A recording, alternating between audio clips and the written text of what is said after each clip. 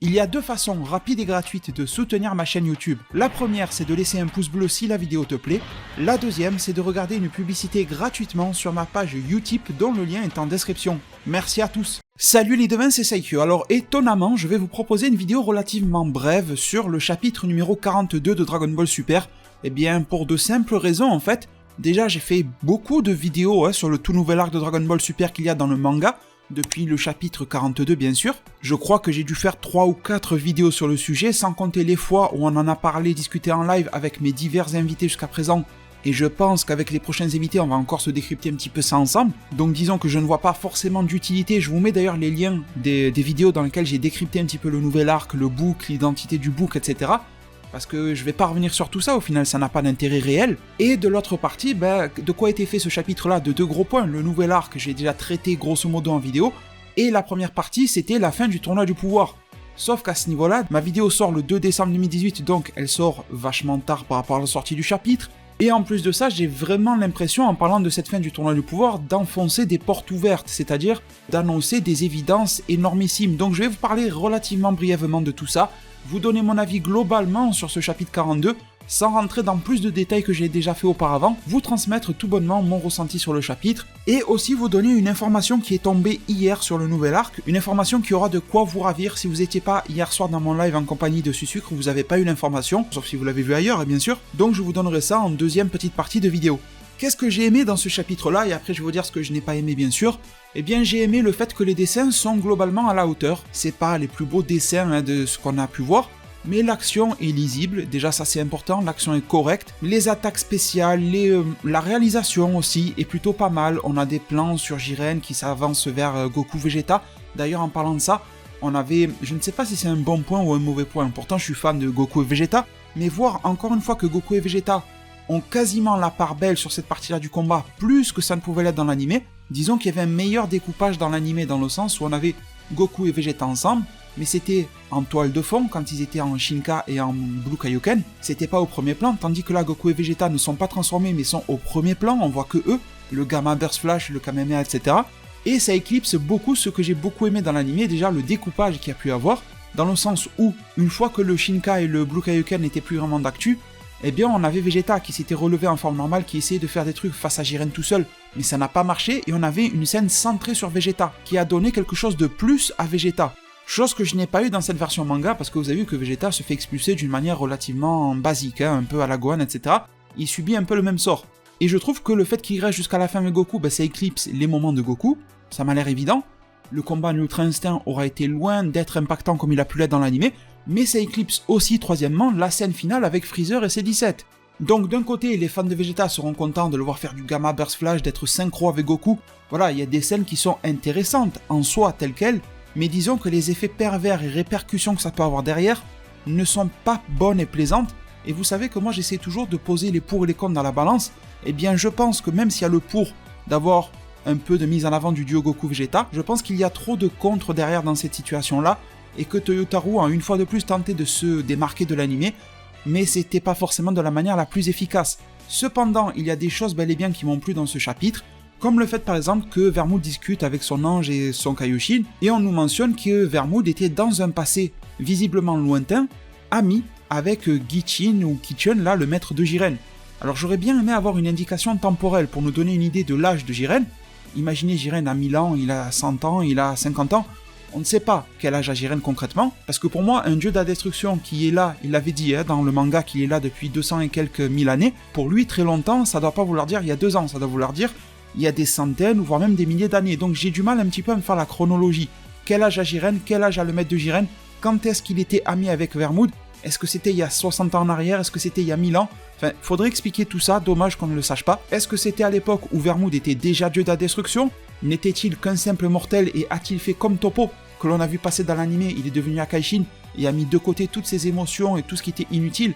Est-ce que Vermoud avait une certaine forme d'amitié, des émotions comme n'importe quel être mortel, et que pour accéder à son poste de Akaishin, il a dû mettre une fin à sa relation avec le fameux Gichin, et du coup ça serait un petit peu un des pots cassés qu'il peut laisser derrière lui pour accéder au poste de Akaishin. On a vu que pour Toppo ça lui coûtait aussi d'abandonner beaucoup de choses, donc j'ai bien aimé ça, même si ça ne prenait qu'une case malheureusement, c'était quand même pas mal.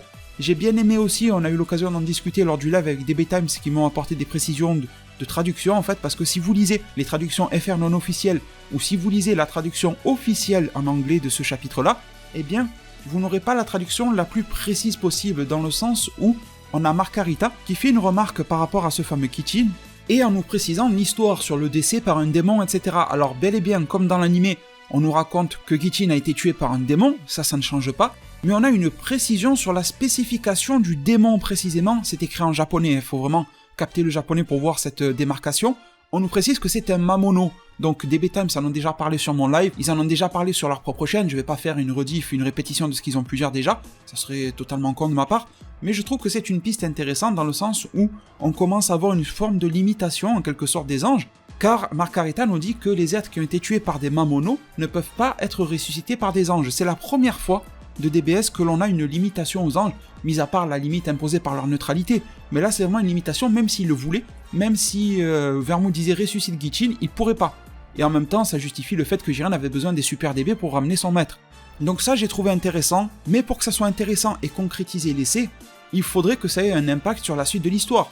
DB Times, eux, sur leur chaîne, ont proposé le fait que le book, le nouvel arc là de DBS, qui est introduit dans ce chapitre, serait pourquoi pas soit le démon ayant tué Jiren, soit un tout autre Mamono de l'univers 7, qui serait d'une race proche de celle de celui qui a tué Jiren, sans être lui non plus, mais que les problèmes seraient les mêmes, dans le sens où ça rajouterait de l'enjeu, parce que s'il tue quelqu'un, même les anges ne pourraient pas le ressusciter.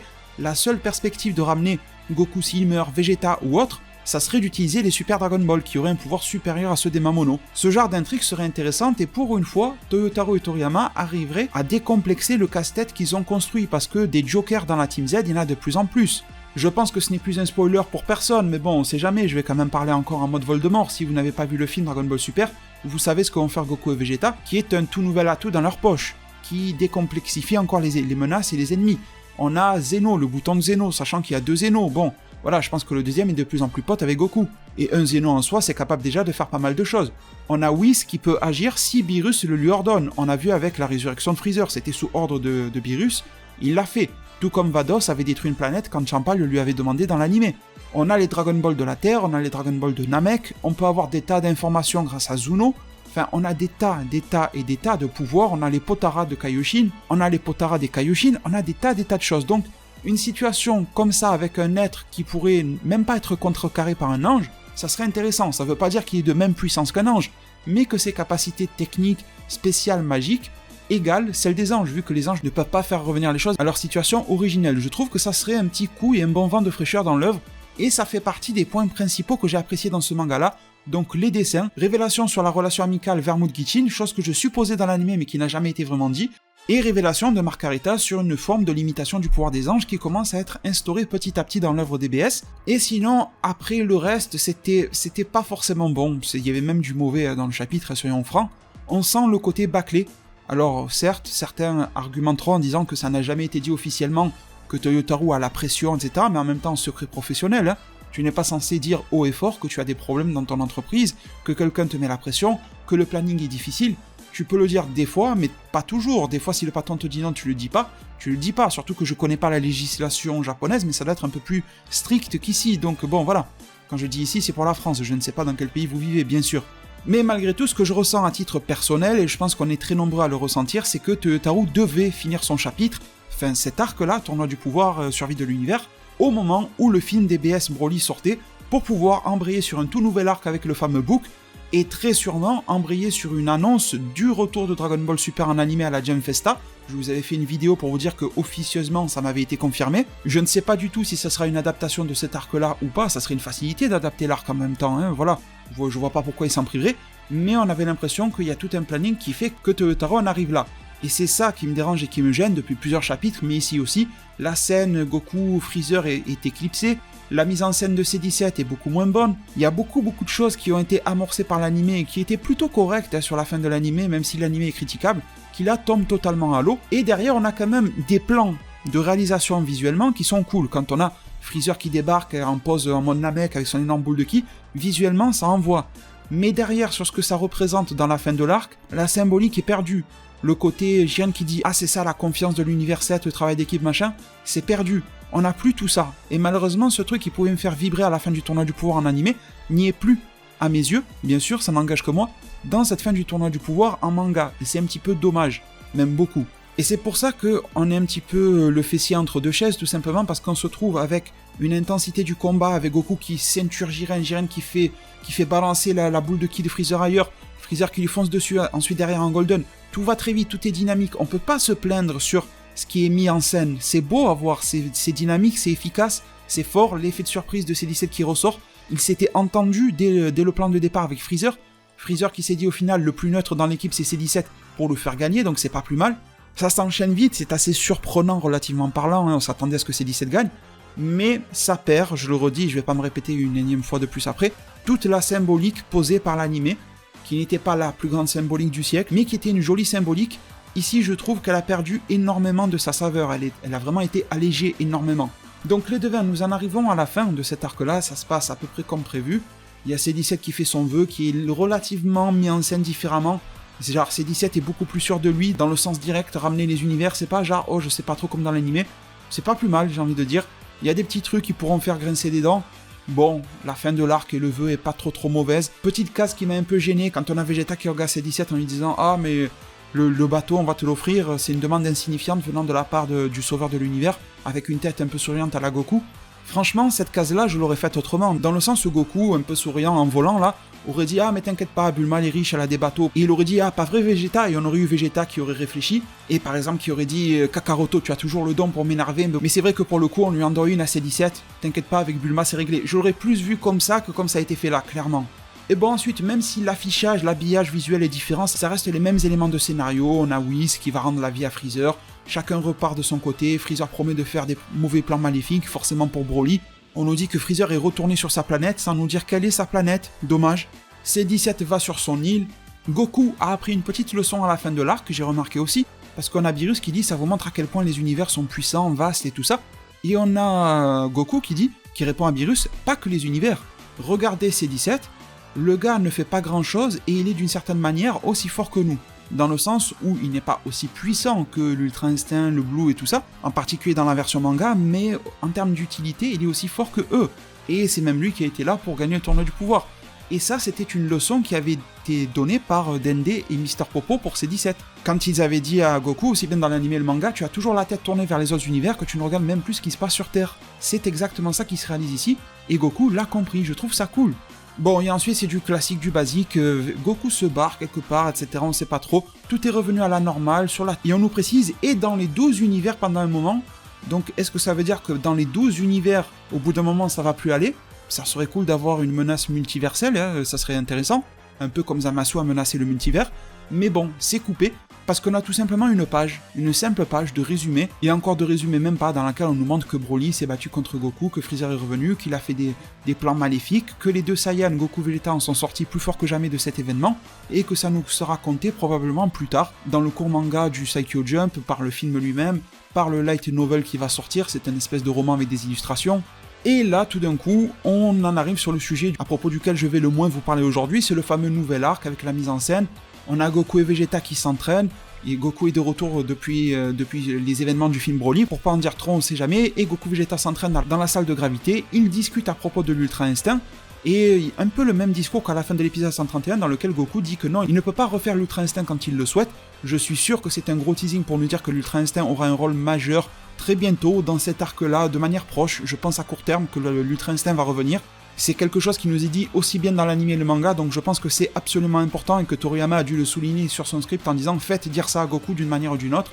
Et justement, en parlant de Toriyama, les devins, la grosse info que je vous ai promise en début de vidéo, c'est qu'il a été confirmé hier, l'info a été révélée par les collègues de Dragon Ball Super-France.fr, tout simplement, Toriyama travaille sur le nouvel arc du manga. Il y avait là le questionnement, est-ce que c'est juste Toyotaru qui bosse dessus en attendant que l'anime reprenne? Est-ce que Toriyama a arrêté après le film, etc., etc. Eh bien, il continue la collaboration, Toyotaru continue son apprentissage, c'est comme ça que je le perçois auprès du maître Toriyama. Toriyama pose toujours les grandes lignes, les grandes bases du scénario, Toyotaru fait tout le reste, la Toei Animation fera sûrement le reste si l'anime revient, et en plus de cela, bien sûr, Toriyama fait toujours les corrections sur les pages de Toyotaru, histoire d'améliorer un minimum la qualité finale du fameux manga. Donc ça c'est un très bon point, parce que déjà, qu'on pouvait critiquer vachement le manga lorsque Toriyama était là, surtout sur la partie tournoi du pouvoir, parce que l'arc Zamasu est quand même pas mal, ben c'était pas plus mal que pour un renouveau avec un tout nouvel arc, que Toriyama soit encore là pour pouvoir le corriger et le mettre dans le droit chemin. tel maître Yoda avec le jeune Skywalker, je pense que c'est important et intéressant. Mis à part ça, les devins, je ne vais pas rentrer dans le détail de qui est le book, pas le book, tout ça, j'ai déjà fait une multitude de vidéos là-dessus, je vous mets les liens en description, vous ferez le tri dans ce que vous voulez voir ou pas. Mais sincèrement, pour le moment, dans cet arc-là, je n'ai pas de points négatifs à en relever tout simplement, et je suis content de voir un Toriyama qui se penche un petit peu plus vers ce qu'il aime faire, vers ses sources, etc., accompagné de Toyotarou, dans le sens où je vous ai fait une vidéo qui s'appelle « L'histoire de la patrouille galactique ». Et je vous ai montré que Toriyama, parfois seul, parfois accompagné, a déjà fait plusieurs one-shots, donc des mangas, des tomes uniques, avec un début et une fin à la fin du tome, concernant les patrouilleurs. Il y avait Jaco, il y avait Jia, il y en avait d'autres, etc. Bon, c'est quelque chose qui a l'air de relativement intéresser Toriyama, de parler de cette patrouille galactique, de la développer. Il nous en apporte un nouveau personnage répondant au nom de Mels ou Merusu, un truc comme ça, Mels en gros. On voit qu'ils sont vachement agiles, pouvoir même surprendre Goku et Vegeta, mais surtout ayant une technologie qui arrive à endormir aussi bien Goku, Vegeta. Il semble même que le même pistolet a été utilisé sur Majin Buu, donc ça marche sur pas mal de monde. Il se retrouve embarqué dans une histoire spatiale, mais qui reste dans l'univers 7 et encore plus particulièrement dans la galaxie Nord. La patrouille galactique ne s'occupe que de la galaxie, je préfère le préciser. Avec un fameux prisonnier mystérieux, il va falloir ressortir le Dai Kaioshin, le grand Kaioshin, dont le pauvre Seiyu, comédien de doublage, est décédé récemment à l'âge de 88 ans de mémoire. C'est une triste et malheureuse nouvelle, vraiment. On a toute une ambiance qui est posée et c'est ça que j'aime beaucoup. Les choses n'ont pas l'air d'être faites à la va-vite. Vous voyez le côté bâclé de la fin du tournoi du pouvoir et de la deuxième moitié du tournoi. Ici, je ne le retrouve pas. Je sens un début d'arc qui prend le temps de poser les choses, de poser des bases, d'instaurer des personnages, d'instaurer une menace qui n'en est pas forcément une, parce que là, pour le moment, il n'y a pas grand-chose qui menace la Terre, mais il y a des choses, différents éléments qui pourraient peut-être être amenés à la menacer bientôt. J'aime bien cette ambiance planante de mystère qui me rappelle un petit peu le début de l'arc Buu, dans lequel Shin débarquait avec Ibito et posait des bases d'une ambiance, déjà. Le retour hypothétique du Dai Kaioshin, je ne pense pas qu'il en sortira, ou en tout cas définitivement, vu qu'à la fin de Dragon Ball, on sait que Majin Buu est toujours sous sa forme grosse. Donc d'une manière ou d'une autre, Majin Buu va récupérer sa forme, ça voudrait dire qu'entre temps, soit le Dai Kaioshin est réabsorbé, soit il ne sortira jamais, et Majin Buu servirait un petit peu de relais comme un Skype, tu vois, il lui donnerait la parole au travers de son corps, où les pouvoirs du Dai Kaioshin seraient exploitables par Buu, et Buu va dire mais j'ai pas besoin de le faire sortir, j'ai déjà tous ses pouvoirs. Et ce que veut faire Mel, ce Buu pourrait peut-être le faire, on aurait une mise en avant de Buu, enfin voilà, il y a beaucoup de choses qui m'intriguent là-dedans, beaucoup de choses qui m'intéressent. J'ai l'impression qu'on est un petit peu moins, en tout cas en début d'arc c'est sûr, dans la démesure des niveaux de puissance. Faudra justifier la technologie des patrouilleurs qui sont capables d'assommer Goku et Vegeta, c'était quand même rapide, faut l'avouer. La mise en scène de Jaco qui est de retour, enfin, je trouve qu'il y a énormément de belles choses là-dedans. Bon après, est-ce que c'est juste une belle vitrine de la boulangerie pour qu'ensuite, au moment de la dégustation, les produits soient de mauvaise qualité? Je ne sais pas, c'est trop tôt pour le dire. Mais oui, les devins, la vitrine est belle à mes yeux.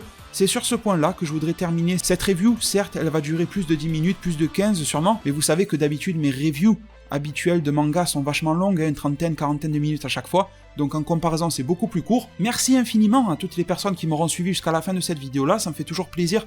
Quand vous me laissez un petit message pour me dire que vous êtes resté jusqu'à la fin, c'est quelque chose qui fait chaud au cœur. Merci infiniment pour tout votre soutien. Le lien de ma page Utip pour me soutenir gratuitement et sans inscription et rapidement comme toujours est en description aussi. J'espère que vous serez un maximum nombreux à aller faire tourner une petite publicité gratuite pendant que vous jouez à Legends, à Dokkan ou je ne sais quoi. Vous regardez une vidéo ailleurs et tout, vous faites tourner ça, ça m'aide vraiment énormément, je vous en remercie. Prenez tous très bien soin de votre futur, et à plus pour de prochains arts divinatoires.